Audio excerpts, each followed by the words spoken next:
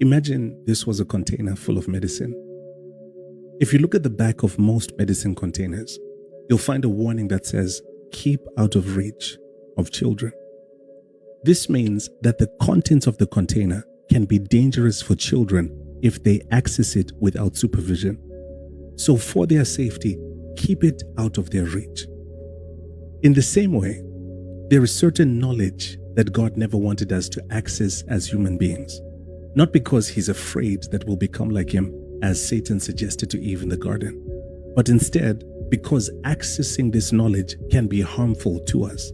Deuteronomy 29 verse 29 says, "The secret things belong to the Lord our God, but the things that are revealed belong to us and our children forever, that we may do the words of this law."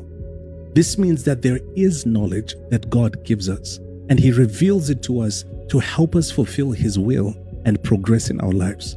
But then there's knowledge that's explicitly for God's knowing. It's not for us. That's why it's called secret. It's not meant to be known by us. Just as God never intended for Adam or Eve to know what evil was. He preferred to keep that knowledge out of their reach because its contents were harmful. Think about it. When God created man, they didn't know what evil was. All they knew was God's goodness. But when curiosity got the better of them and they accessed the knowledge from the tree of good and evil, which God commanded them not to interact with, they exposed themselves to evil knowledge and it consumed them. Genesis 6 verse 5 says that man became very evil. And let me explain something.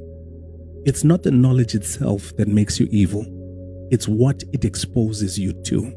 There's a question that God asked Adam after he ate from the tree in Genesis 3 verse 11. And this explains what happens when you interact with unsanctioned knowledge. He asked him, "Who told you that you are naked? Have you eaten from the tree which I commanded you not to?" The term naked means without a covering.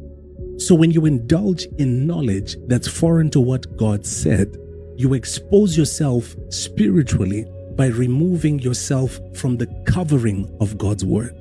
And when you expose yourself spiritually and you operate outside of the parameters of God's covering, you become susceptible to deception. If God reveals it to you, it's to progress you.